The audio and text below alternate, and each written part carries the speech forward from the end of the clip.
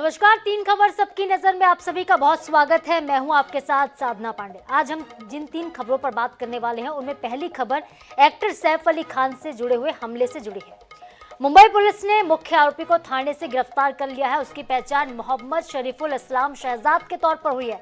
प्रारंभिक जांच के बाद ऐसा सबूत मिला है कि आरोपी बांग्लादेशी मूल का है। दूसरी खबर होगी एमपी से। भोपाल के हमीदिया अस्पताल में गंभीर लापरवाही देखने को मिली है। परिजनों ने जिंदा महिला को मृत बताकर फ्रीजर में रखने का आरोप लगाया है। और इस खबर पर क्या ज्यादा जानकारी ये हम आप तक पहुंचाएंगे। तीसरी खबर छत्तीसगढ़ से होगी। रायपुर में साय कैबिनेट की अहम बैठक जारी है जिसमें कई फैसलों पर मुहर लग सकती है। इस बैठक पर हमारी नजर लगातार बनी हुई है। और सबसे पहले शुरुआत करते हैं बुलेटिन की और आज बात करेंगे हम सैफ अली खान की। शहजाद और सफाल, तो सैफ, शहजाद और सवाल है। देखिए, सैफ अली खान पर जो हमला हुआ है, जो आरोपी गिरफ्तार हुआ है, उसके बाद कई अहम सवाल हैं जो खड़े हो रहे हैं। आखिरकार पकड़ लिया गया। आरोपी का नाम मोहम्मद शरीफुल इस्लाम शहजाद है। आरोपी चोरी के इरादे से सैफ अली खान के घर पर घुसा था। पुलिस के मुताबिक आरोपी के पास भारत की नागरिकता का कोई वैध दस्तावेज नहीं है। उसके बांग्लादेश का नागरिक होने का शक है और उसने भारत में अपना नाम बदला। अपना नाम उसने विजय दास रखा। 5-6 महीने पहले आरोपी मुंबई आया। आरोपी एक हाउसकीपिंग एजेंसी में काम कर रहा था। पुलिस के मुताबिक आरोपी शख्स को थाने से गिरफ्तार किया गया है। अभिनेता सैफ अली खान पर उनके बांद्रा स्थित अपार्टमेंट पर हमला हुआ था। इस दौरान हमलावर ने उन पर कई बार चाकू से वार किया था।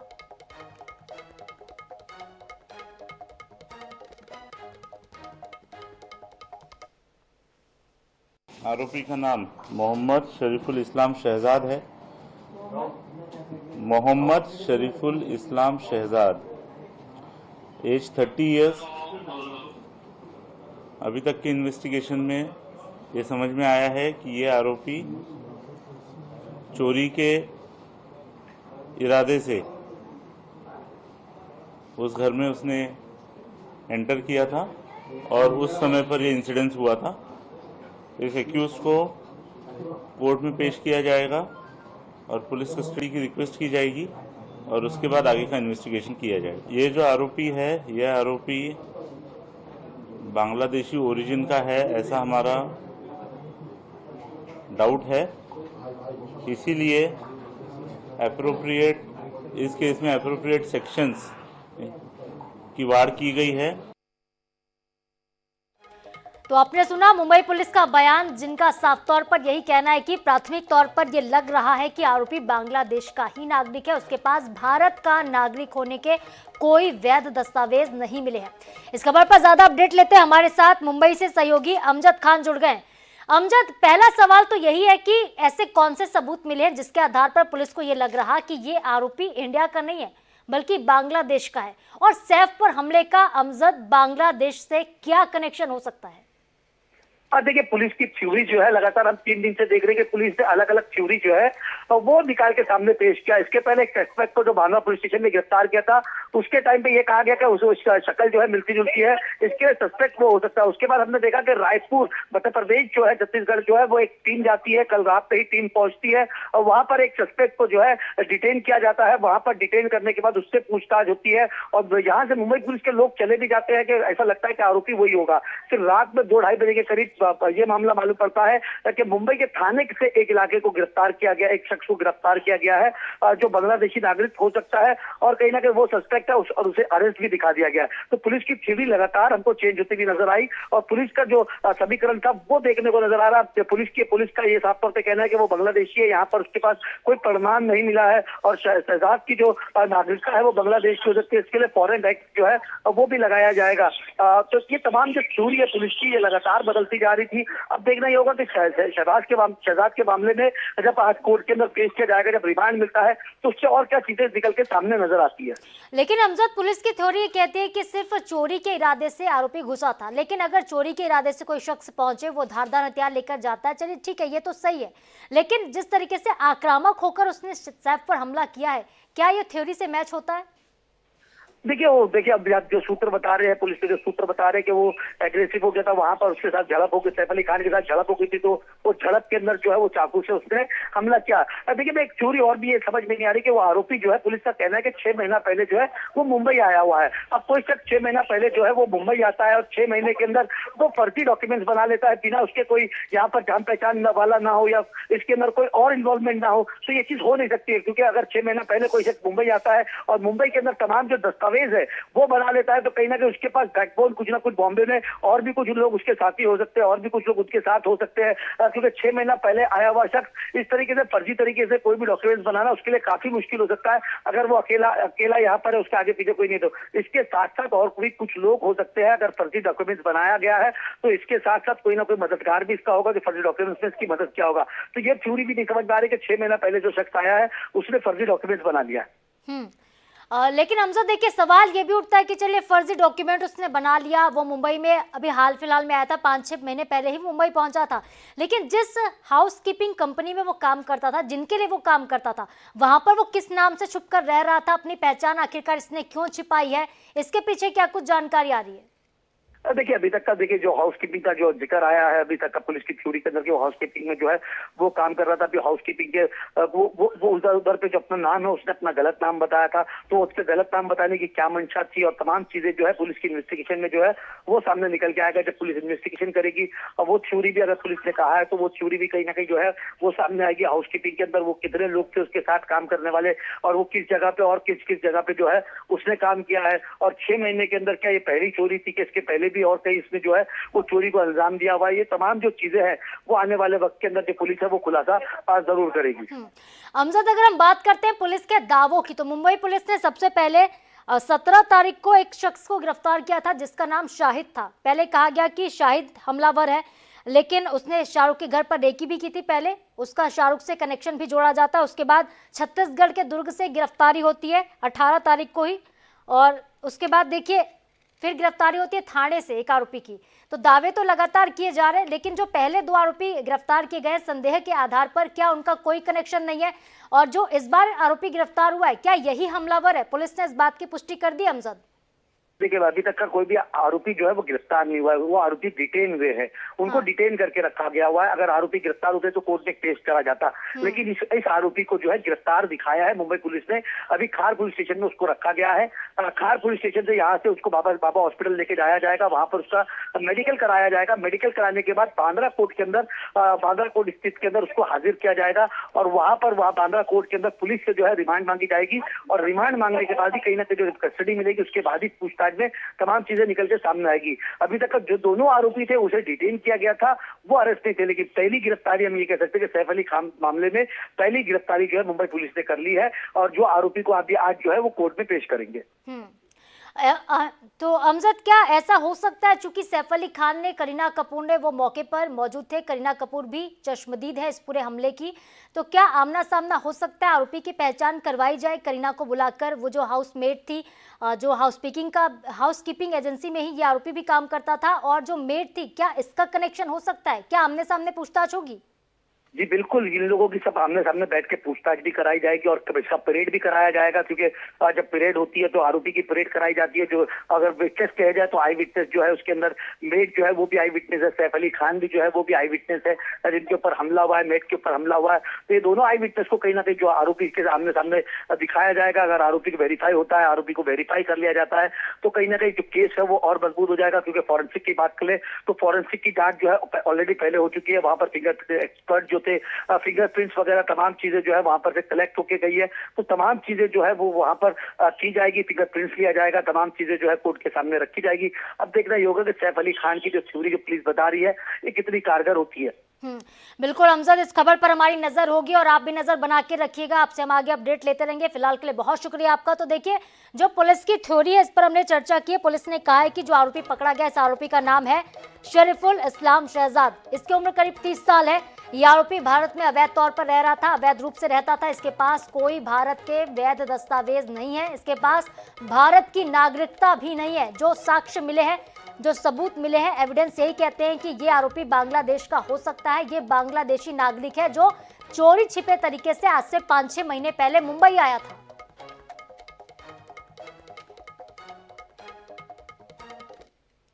और चलिए अब रुक करते हैं हमारी आज की दूसरी खबर का। हमीदिया में हद हो गई है। खबर राजधानी भोपाल से। भोपाल के हमीदिया अस्पताल में एक बार फिर से गंभीर लापरवाही के चलते हमीदिया अस्पताल सुर्खियों में आ गया है। दावा यह किया जा रहा है कि अस्पताल के कर्मचारियों ने एक हादसे में बेहोश हुई महिला को मृत समझकर उसे मॉर्चरी के फ्रीजर में रख दिया, जिससे उसकी मौत हो गई। महिला के पति का यह भी आरोप है कि डॉक्टर्स की लापरवाही के चलते इस महिला की जान चली गई है। पति ने यह दावा किया कि वो खुद पैरा मेडिकल स्टाफ से है। मॉर्चरी में फ्रीजर में रखी पत्नी को जब उसने चेक किया था तब उसकी बॉडी गर्म थी, उसकी नब्ज चल रही थी और हंगामा करने पर डॉक्टर्स ने इसके बाद फ्रीजर में पहुंचकर इस महिला को चेक किया। जब महिला को चेक किया गया तब तक काफी देर हो चुकी थी। अगर समय रहते महिला के पास डॉक्टर पहुंच जाते, महिला को समय रहते इलाज मिल जाता तो शायद महिला की जान बच जाती, लेकिन ऐसा नहीं हुआ। ये आरोप है परिजनों का और इसके बाद महिला की मौत हो गई। मामले में थाना कोहे फिजा में शिकायत दर्ज कराई गई है। पुलिस ने आवेदन लेकर जांच का भरोसा दिया, लेकिन जिस तरीके से हमीदिया कटघरे में आया है ये पहली दफा नहीं है। हमीदिया में इससे पहले भी कई बार लापरवाही की तस्वीरें हमने भी देखी हैं, आपने भी देखी हैं। कई बार ऐसा हुआ है कि यहाँ पे मरीज पहुंचते हैं इस आशा में कि उनकी जान बच जाएगी, लेकिन कई दफा लापरवाही के चलते कई मरीजों की मौत हुई, ऐसे दावे किए गए थे। लेकिन इस बीच एक बड़ी लापरवाही हमीदिया में देखने को मिली है और इस बात तो हमीदिया में हद हो गई है।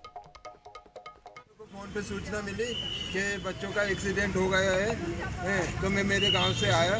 तब तक 108 एम्बुलेंस उनको हमीदिया उठा के ले आई। हमीदिया में आके उनने इनका ट्रीटमेंट किया नहीं किया मुझे नहीं पता, लेकिन मैं आया जब मैंने देखा तो बच्चे ऐसे ही बैठे हुए थे, बच्चे की कोई पट्टी ड्रेसिंग कुछ नहीं हुई थी। इसके बाद में बच्चों को देखने के बाद में मैंने पूछा इसकी मम्मी कहाँ है, तो किसी ने मेरे को डॉक्टर ने स्टाफ ने किसी ने नहीं बताया कहाँ है। मेरे साले के लड़के इधर पहुंच चुके थे, उनने बोला कि बुआ जी को तो है ना उधर शिफ्ट कर दिया उस बिल्डिंग में।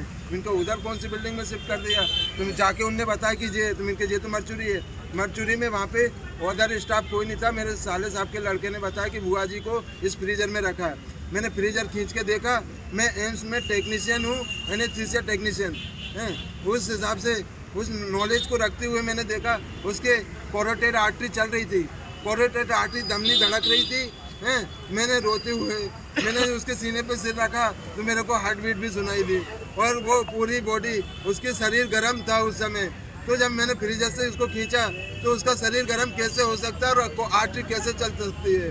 मैं ये पूछना चाहता हूँ यहाँ के अधिकारी से, मैं सीएम साहब से मैं ये पूछना चाहता हूँ कि ये बिल्डिंग पेशेंट को मारने के लिए खड़ी की है या जिंदा रखने के लिए। पेशेंट आता है तो उसका ट्रीटमेंट क्यों नहीं होता, पूरे तत्काल उसको ट्रीटमेंट मिलना चाहिए।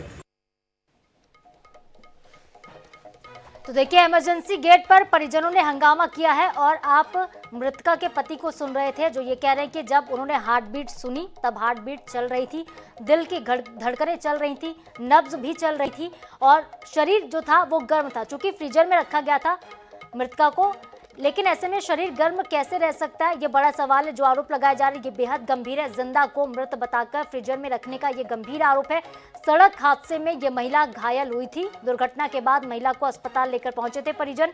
इलाज के लिए हमीदिया में से भर्ती कराया गया और अस्पताल के कर्मचारियों की बड़ी लापरवाही के चलते इस महिला की मौत हो गई है, ऐसा आरोप है। हालांकि ये आरोप कितने सत्य साबित होते हैं ये तो जांच के बाद पता चलेगा, लेकिन पति का ये दावा कि पति ने जब देखा फ्रीजर में पहुंचकर तब महिला की सांसें चल रही थी, उसका शरीर गर्म था, इसका मतलब महिला जीवित थी। अगर समय रहते इस महिला को इलाज मिल जाता, उसे डॉक्टर्स देख लेते तो शायद महिला की जान बच भी सकती थी, लेकिन ऐसा नहीं हुआ चूंकि लापरवाही बरती गई है, ऐसा आरोप है। और आरोप ये भी है कि डॉक्टर्स ने ध्यान ही नहीं दिया। महिला को मृत समझकर जिंदा महिला को फ्रीजर में रखवा दिया गया, जबकि फ्रीजर में तब रखा जाता है जब किसी का शव हो या फिर इस बात की पुष्टि हो जाए कि मौत हो चुकी है, इसके बाद ही शव को फ्रीजर में रखा जाता है। इतने कम टेम्परेचर में उस महिला को रख दिया गया, इस वजह से उसकी मौत हो गई, जबकि उसकी सांसें पहले चल रही थी, ये आरोप है। सड़क हादसे में ये महिला घायल हुई थी। महिला को घायल होने के बाद परिजन अस्पताल लेकर पहुंचे थे, अस्पताल में इलाज हो रहा था और बीती रात जब यह हंगामा हुआ तब जाकर इस बात का खुलासा हुआ कि महिला पहले जिंदा थी। महिला जिंदा थी जिसे इलाज नहीं मिला। समय पर इलाज करने की बजाय डॉक्टर्स ने उसे मरा हुआ समझकर फ्रीजर में रखवा दिया और ठंड के चलते टेम्परेचर काफी कम होने की वजह से समय पर दुर्घटना में चूंकि वो घायल थी, ऐसे में उसे इलाज भी नहीं मिला, ब्लीडिंग भी काफी हुई, इस वजह से महिला की मौत हो गई। ये आरोप लगाए जा रहे हैं परिजनों की तरफ से। हालांकि पुलिस इस पूरे मामले में जांच कर रही है। लेकिन पति को आप सुन रहे थे महिला के, जो ये कह रहा है कि सांसें चल रही थी। जब वो महिला के नजदीक पहुंचा तब हार्ट बीट चल रही थी, महिला की नब्ज चल रही थी, उसकी बॉडी काफी गर्म थी और फ्रीजर में रखने के बाद भी अगर सांसें चल रही थी, महिला जीवित थी। जब उसने डॉक्टर को बुलाया तब डॉक्टर वहां पर पहुंचे आनन फानन में। डॉक्टर्स ने महिला को तब देखा भी, ये भी दावा है, ये भी आरोप है, लेकिन तब तक महिला ने दम तोड़ दिया था।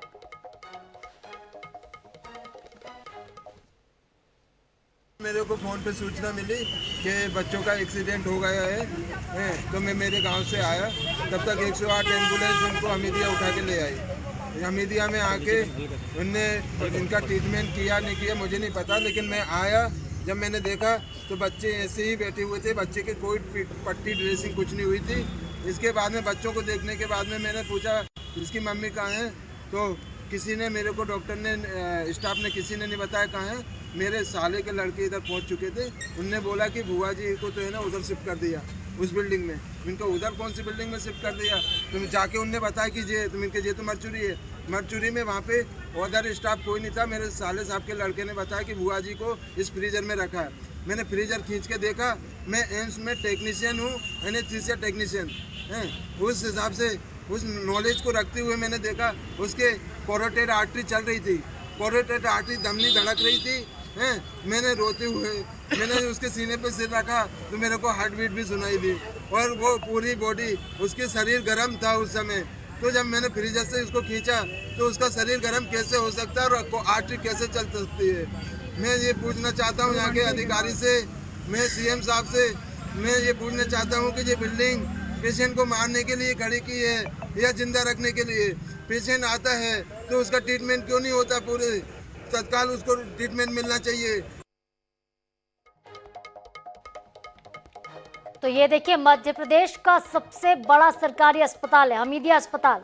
इस अस्पताल में लोग इसी आस से पहुंचते हैं कि यहाँ पर जब पहुंचेंगे डॉक्टर्स देखेंगे, क्योंकि डॉक्टर्स को धरती का भगवान कहा जाता है और धरती के भगवान भरोसे पूरी दुनिया चल रही है। लेकिन इसी बीच ये खबर आती है कि इलाज नहीं मिलने से, समय पर इलाज ना होने से, लापरवाही के चलते इस महिला की मौत हुई। हालांकि दावा तो किया जा रहा है, आरोप लगाए जा रहे हैं, लेकिन आरोप कितना सच साबित होता है ये तो समय बताएगा, ये जांच के बाद ही पता चलेगा। हम रुक करते हैं हमारी आज की तीसरी खबर का, साय कैबिनेट की अहम बैठक। तो आचार संहिता लगने से पहले साय कैबिनेट की अहम बैठक लगातार जारी है। महानदी भवन में कैबिनेट की बैठक शुरू हुई थी और अब ये बैठक चल रही है इस वक्त। आचार संहिता लगने से पहले कैबिनेट की आज अहम बैठक, कई प्रस्तावों पर मुहर लगेगी। निकाय चुनाव को देखते हुए कई महत्वपूर्ण फैसले लिए जा सकते हैं और फैसले किन मुद्दों पर होंगे ये हम आपको बता दें। धान खरीदी, कस्टम मिलिंग की स्थिति की समीक्षा होगी। लंबित राजनीतिक प्रकरण को वापस लेने पर भी फैसला हो सकता है, ये संभावना है।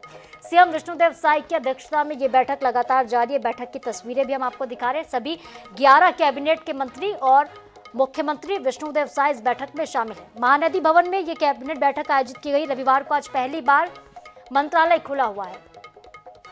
और चलिए कैबिनेट बैठक में क्या कुछ फैसले हो रहे हैं, किन मुद्दों पर चर्चा हो रही है, जानते हैं हमारे सहयोगी मोहम्मद हसन से।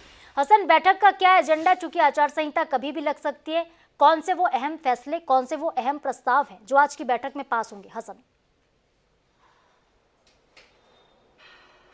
बिल्कुल, देखिए साधना, प्रदेश में नगरीय निकाय चुनाव होने हैं। ऐसे में नगरीय निकाय चुनाव को लेकर के तमाम तरीके की तैयारियां जो है वो कर ली गई है। राज्य निर्वाचन आयोग की ओर से जो लास्ट जानकारियां मिली उसके मुताबिक कल यानी कि 20 जनवरी से जो आचार संहिता है वो प्रदेश में लागू हो सकती है। तो ऐसे में अब मुख्यमंत्री विष्णुदेव साय ने कैबिनेट की बैठक बुलाई है। रविवार को पहली बार मंत्रालय जो है वो खोला गया है। तमाम मंत्रालय जो है वो खोला गया है। तमाम जो नेता है, कैबिनेट मंत्री है, वो इस बैठक में मौजूद है। मुख्यमंत्री विष्णुदेव साय की अध्यक्षता में ये बैठक हो रही है। कई महत्वपूर्ण विषयों पर चर्चा हो रही है, खासतौर पर धान खरीदी और कस्टम मिलिंग एक बड़ा विषय है, क्योंकि छत्तीसगढ़ में लगातार धान खरीदी जारी है और इस बार सरकार ने 160 लाख मीट्रिक टन धान खरीदी का लक्ष्य रखा है। ऐसे में अलग अलग धान खरीदी केंद्रों में धान खरीदी की जा रही है। जो समस्याएं किसानों के सामने आई थी उन्हें दूर किया जा रहा है। धान खरीदी केंद्रों में जो अव्यवस्था थी उन्हें दूर किया गया है और कोशिश ये की जा रही है कि जल्द से जल्द धान का उठाव हो, ताकि किसानों को अपना धान बेचने में कोई समस्या ना आए। वहीं आचार संहिता से पहले यह बैठक बुलाई गई, तो इससे भी यह बैठक महत्वपूर्ण है, क्योंकि नगरीय निकाय चुनाव को लेकर के समीक्षा, कस्टम मिलिंग के मामले को लेकर के जो समीक्षा है वो मुख्यमंत्री विष्णुदेव साय कर रहे हैं और कई अहम फैसले जो हैं वो इस बैठक में जो है वो लिए जा सकते हैं।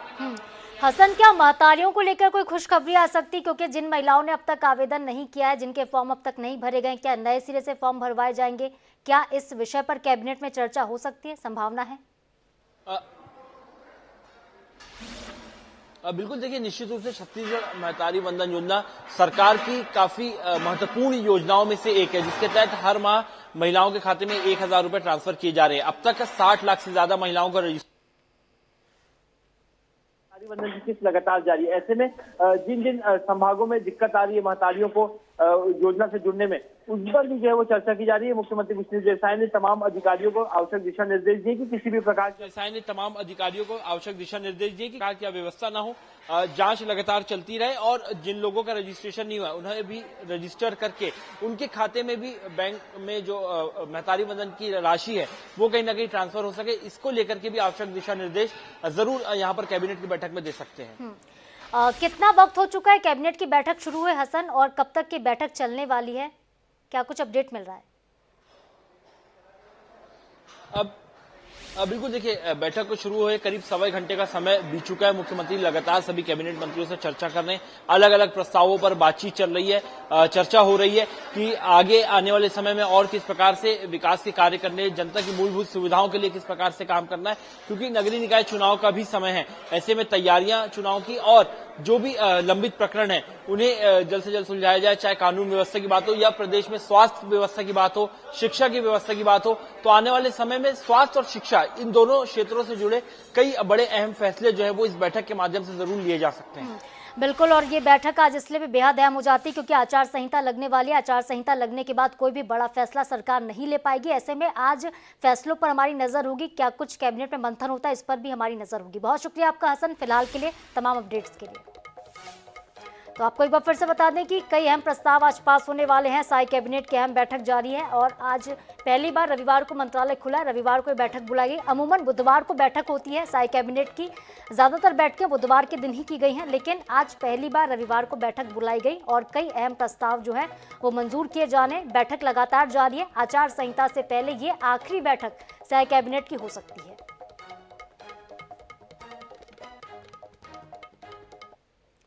और इसके साथ ही 3 खबर सबकी नजर में आज के लिए फिलहाल इतना ही। खबरों के अपडेट्स के लिए आप बने रहिए INS 24/7 के साथ। नमस्कार।